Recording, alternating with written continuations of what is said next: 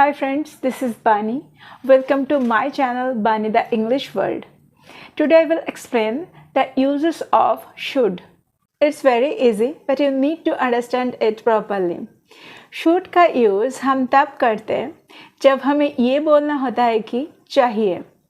जैसे कि आपको अपने फ्रेंड्स को हेल्प करना चाहिए. You should help your friends. आपको रोज़ स्कूल जाना चाहिए. You should go to school every day. चलिए देख लेते हैं ये सेंटेंस बनता कैसे है. पहले subject and then should and then first form of the verb and then object. Go through some more example.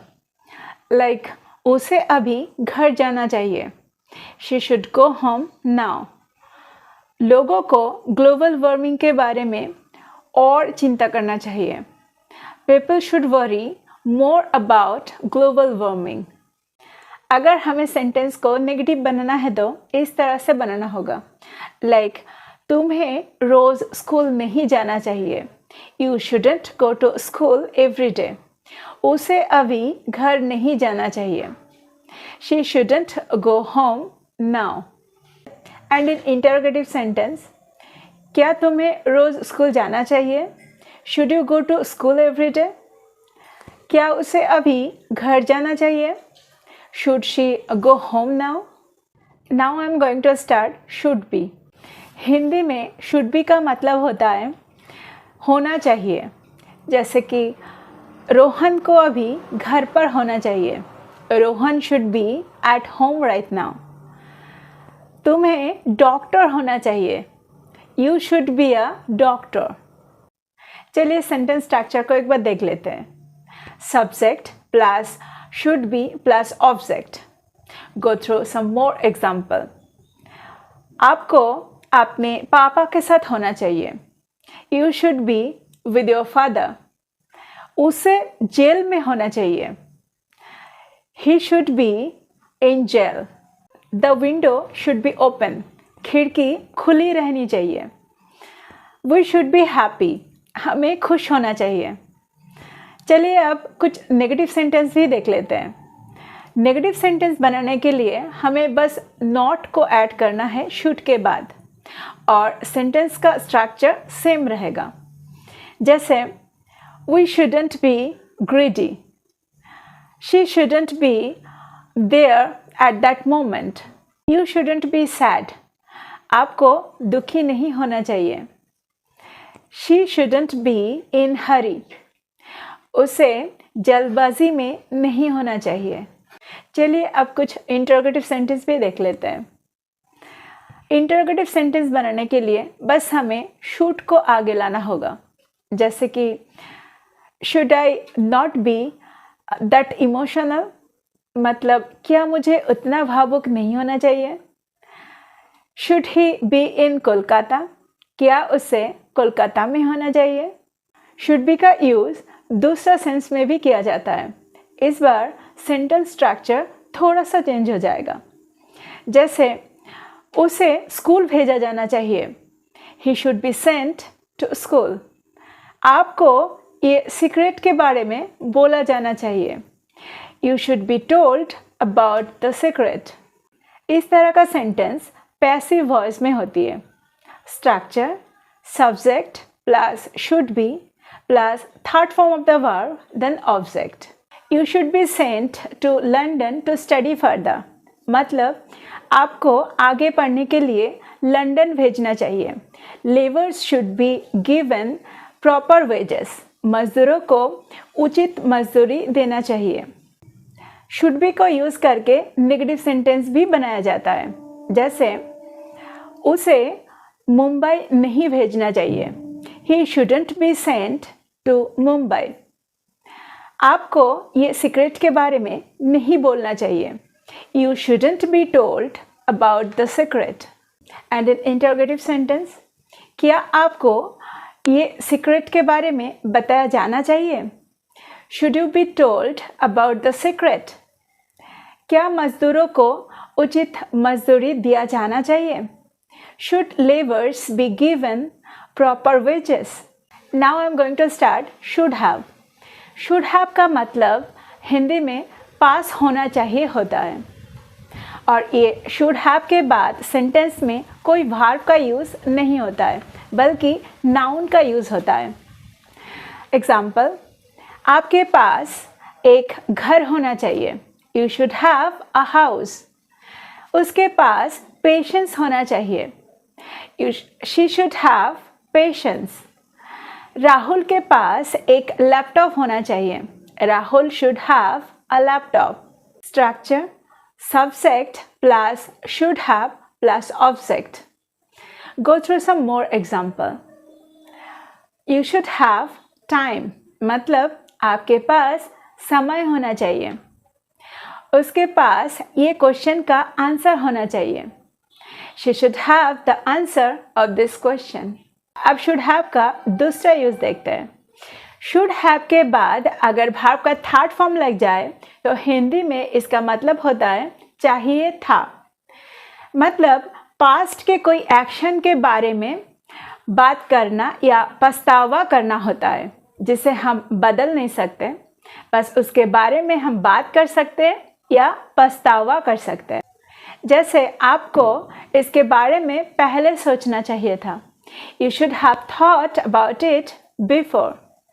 उसे वहाँ जाना चाहिए था, she should have gone there. चलिए स्ट्रक्चर को भी देख लेते हैं। Subject plus should have plus third form of the verb then object. Go through some more examples. आपको पहले बोलना चाहिए था, you should have told earlier. Rohan को गांव जाना चाहिए था, Rohan should have gone to the village. मुझे ये रिस्क लेना चाहिए था, I should have taken the risk. देख लेते हैं कुछ नेगेटिव सेंटेंस। आपको वहाँ नहीं जाना चाहिए था, you shouldn't have gone there. Rohan को गांव नहीं जाना चाहिए था, Rohan shouldn't have gone to the village. And in interrogative sentence, क्या रोहन को गांव जाना चाहिए था? Should Rohan have gone to the village? क्या मुझे ये रिस्क लेना चाहिए था? Should I have taken the risk? Now I'm going to start should have been. आपको याद होगा should be का मतलब हिंदी में होना चाहिए होता है। मतलब अगर हम बोलना चाहें रोहन को अभी गांव में होना चाहिए, तो हम बोलते हैं Rohan should be in the village right now. अगर हम ये सेंटेंस को पास्ट टेंस में बनाना चाहते हैं तो हमको बोलना होगा Rohan should have been in the village. मतलब रोहन को गांव में होना चाहिए था। यहाँ पे शुड हैव बीन के बाद कोई वर्ब का यूज़ नहीं किया जाएगा, क्योंकि यहाँ पे कोई काम नहीं किया जा रहा है। Let's see the structure. Subject plus should plus have been plus object. चलिए कुछ और एग्जांपल्स देख लेते हैं। रोहन को घर पर होना चाहिए था, Rohan should have been at home. आपको गांव में होना चाहिए था, you should have been in the village. आपको एक डॉक्टर होना चाहिए था, you should have been a doctor. वो मेरी फ्रेंड होनी चाहिए थी, she should have been my friend. Let's see some negative sentences. तुम्हें मूर्ख नहीं होना चाहिए था, you shouldn't have been stupid. आपको गांव में नहीं होना चाहिए था, you shouldn't have been in the village. Train late नहीं होनी चाहिए थी, the train shouldn't have been late. In interrogative, क्या आपको गांव में होना चाहिए था, should you have been in the village. क्या मुझे मजबूत होना चाहिए थी, should I have been strong. Now should have been plus V3। ये शुड हैव बीन का दूसरा यूज़ है। इसका मतलब भेजा जाना चाहिए था, दिया जाना चाहिए था, किया जाना चाहिए था होता है। एग्जाम्पल, रोहन को मुंबई भेजा जाना चाहिए था, Rohan should have been sent to Mumbai. ये सेंटेंस पैसिव वॉइस में होता है और ये पास्ट में होता है। I have explained its present form before. Do you remember? अगर हमें ये बोलना होता है कि रोहन को मुंबई भेजा जाना चाहिए, तो सेंटेंस कुछ ऐसा बनेगा, Rohan should be sent to Mumbai. यही सेंटेंस को अगर हमें पास्ट में बनाना होता है तो Rohan should have been sent to Mumbai, Rohan को मुंबई भेजा जाना चाहिए था।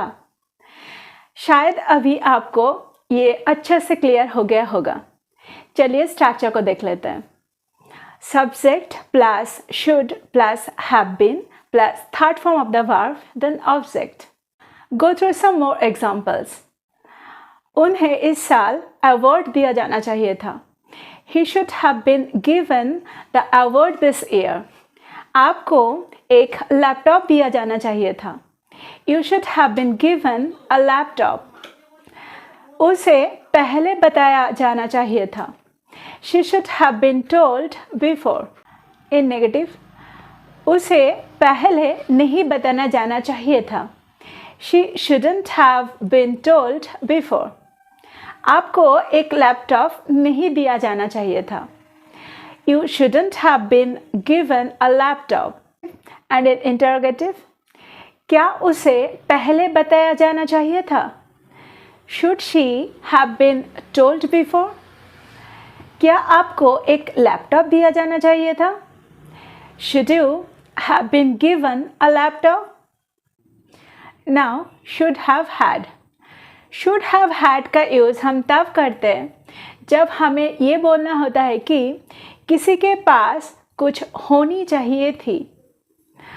Structure subject plus should plus have had plus object. In sentence, आपके पास एक कार होनी चाहिए थी। You should have had a car. Rohan के पास एक लैपटॉप होनी चाहिए थी। Rohan should have had a laptop. ये सेंटेंस पास्ट में है। इसका प्रेजेंट फॉर्म हम पहले डिस्कस कर चुके हैं। जैसे आपके पास एक पेन होना चाहिए। You should have a pen. हमारे पास एक घर होना चाहिए। We should have a house. इसी सेंटेंस को अगर हम पास्ट में बनाना चाहते हैं तो आपके पास एक पेन होना चाहिए था। You should have had a pen. हमारे पास एक घर होना चाहिए था। We should have had a house. ये सेंटेंस को हम दो तरह से नेगेटिव बना सकते हैं। जैसे आपके पास एक पेन नहीं होना चाहिए था। You shouldn't have had a pen. और you shouldn't had a pen. हमारे पास एक घर नहीं होना चाहिए था। We shouldn't have had a house or we shouldn't had a house. In interrogative, क्या आपके पास एक पेन होना चाहिए था? Should you have had a pen or should you had a pen? क्या हमारे पास एक घर होना चाहिए था? Should we have had a house or should we had a house? Now I'm going to start should have to. आपको English सीखना ही चाहिए। You should have to learn English. Rohan को स्कूल जाना ही चाहिए। Rohan should have to go to school. जब हमें ये बोलना होता है कि जाना ही चाहिए, बोलना ही चाहिए, सीखना ही चाहिए या करना ही चाहिए, तब हमें should have to का यूज़ करना होता है।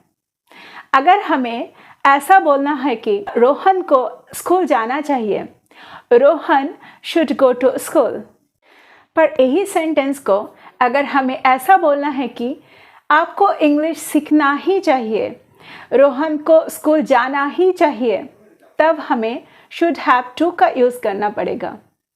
चलिए स्ट्रक्चर देख लेते हैं। Subject plus should plus have to plus first form of the verb then object. Go through some more examples. Sonia को ये जॉब कंटिन्यू करना ही चाहिए। Sonia should have to continue the job. आपको ये मूवी देखना ही चाहिए। You should have to watch the movie. In negative, Sonia को ये जॉब कंटिन्यू करना ही नहीं चाहिए। Sonia shouldn't have to continue the job. आपको ये मूवी देखना ही नहीं चाहिए। You shouldn't have to watch the movie. And in interrogative, क्या सोनिया को ये जॉब कंटिन्यू करना ही चाहिए? Should Sonia have to continue the job? क्या आपको ये मूवी देखना ही चाहिए? Should you have to watch the movie? Now, should have had to. अभी हमने सीखा अगर हमें ये बोलना है कि आपको ये काम करना ही चाहिए तो हमें सेंटेंस को कुछ ऐसे बनाना होगा, You should have to do it. अब यही सेंटेंस को अगर हमें पास्ट में बनाना होगा तो हमें should have had to का यूज़ करना होगा। जैसे आपको ये काम करना ही चाहिए था तो You should have had to do it. Structure: subject plus should plus have had to plus first form of the verb then object. चलिए कुछ और सेंटेंस भी देख लेते हैं।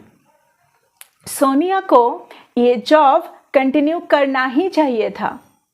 Sonia should have had to continue this job. आपको गांव जाना ही चाहिए था। You should have had to go to the village. चलिए इसका नेगेटिव भी बनाते हैं। सोनिया को ये जॉब कंटिन्यू करना ही नहीं चाहिए था। Sonia shouldn't have had to continue this job. आपको गांव जाना ही नहीं चाहिए था। You shouldn't have had to go to the village. And in interrogative, क्या सोनिया को ये जॉब कंटिन्यू करना ही चाहिए था? Should Sonia have had to continue the job?